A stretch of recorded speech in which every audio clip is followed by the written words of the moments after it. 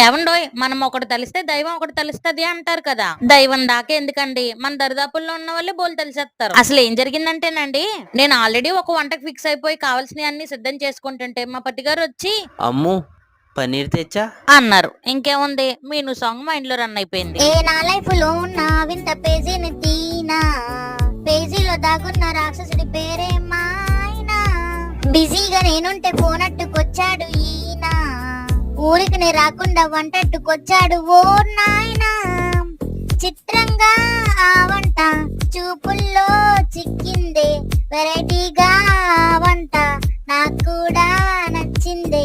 ఓయే ఓయే ఓ, నాకున్న పనులన్నీ పక్కకనే పెట్టానే, పన్నీరు